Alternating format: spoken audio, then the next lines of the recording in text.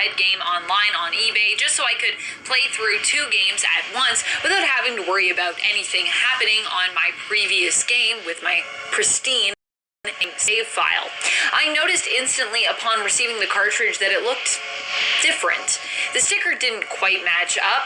The cartridge almost looked like it was made of a cheaper, almost translucent plastic by comparison. It was either a bootleg or it was manufactured somewhere very different from my original game. Still, I gave it a shot. Being a huge Red fan, one of my favorite parts of the game is when you examine the SNES in the Celadon department store, and Red says, "Dad would like this." But in this game, instead, Red said, "Where is Dad?" I hadn't experienced anything weird in-game until this moment.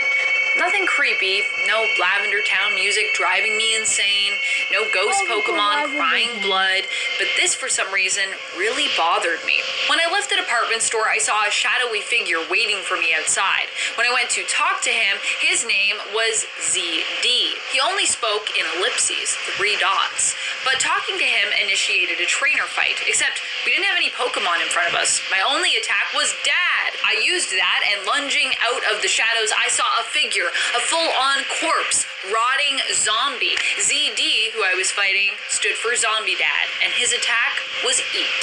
And before we move on to this next point, if you are enjoying these creepypastas, these creepy stories with me, be sure to show us that you are having fun and give this video a thumbs up. Number 7, augmented reality. John used to love playing Pokemon Go. He played every day on his way to work and every day on his way home. He even bought a separate phone just for playing at one point. With this new phone, he always had the AR experience on. He just thought it was so neat to see the Pokemon in his real-life world.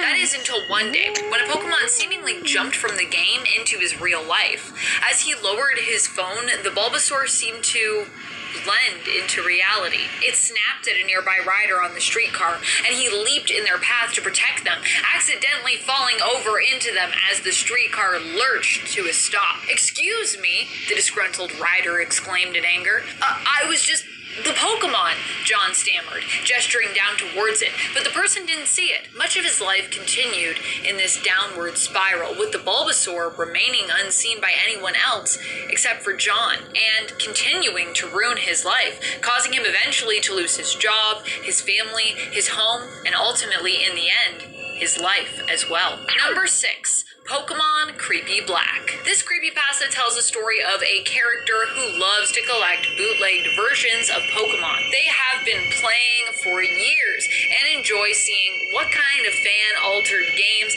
they can find and enjoy. One day, they come across a game referred to as Pokemon Black. This bootleg version of the game introduced the player to Ghost. Ghost is a Pokemon who only has one attack, called Curse. In Pokemon Black, the player watches as other trainers and Pokemon appear to vanish when exposed to Curse, implying perhaps that they have passed on as a result of them being exposed to Ghost's attack. No matter which way the player approaches the game strategically, it always seems to end with a one-on-one battle after the end of the game, with the player's character becoming an elderly old man who is then forced to fight against and ultimately lose to Ghost in the end. They have one attack that they can use in their defense, which does no damage to their longtime Pokemon and now opponent. Struggle. Number 5, From Within. This is a true story, one that warns of what can happen when the line between fantasy and reality begins to blur, when you become so invested in games that they become like real life. Isaiah played Pokemon more than he did anything else. Whether he was at school, at work, he would find ways to play. He preferred baths to showers, actually, because it freed up his hands to play while washing. He was obsessed, to say the least. Isaiah had always wished that he could live life as though he were a real trainer. It was one day when he was in the bath playing Pokemon Red that he got more than he had bargained for when it came to that wish. He was trying to catch a Gengar, but during his attempt, a cutscene he'd never seen before started up and was triggered. The Gengar he saw in front of him looked hyper-realistic, more realistic than his console should have even been able to show. "Do you truly wish to become the best trainer?" the Gengar somehow asked him. He selected the option yes, but the Gengar demanded he speak aloud his answer. Yes, he cried out. The Gengar then seemed to leap forward toward him and then emerged from the screen. It grabbed his face in both hands and pulled him through the screen. And the game console splashed down into the bath. Zaya was gone, but the game continued. Number 4, Nightmare Attack. This was an attack I noticed my Kadabra had one day while playing in a game. Not sure if it was an error or a glitch or exactly where it came from. I just know that this happened to me and I don't know why. When used, Nightmare would cause no harm to the Pokemon, but after the battle I noticed the trainers were different. They would pass out near the end of battle, either when I was about to lose or run or just upon victory even. They would faint, and then when I left and tried to wake them up, I would get this creepy flash of them smiling and foaming at the mouth, like some kind of jump scare card. This glitch or error, I don't know what it was so bad that I found myself unable to play my game, or any Pokemon games anymore, without thinking about it. It's not only haunted my own nightmares, but constantly haunts me when I think of the franchise. Has anyone else had this Kadabra attack or knows where it comes from?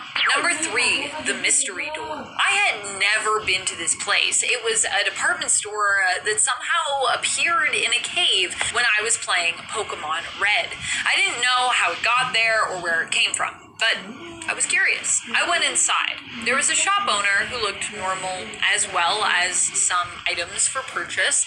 At the back of the store was a door, but when I approached it, the shop owner stopped and asked me, "Do you wish to open the mystery door?" My only option for responses was no. To which he'd respond, "Okay, if you change your mind, let me know. We can always talk about the cost to do so." I left the store, but every time I played would end up visiting it again during my session. It was such a weird place. The options for my answer always seemed to be the same, until one day they weren't. I noticed a second option.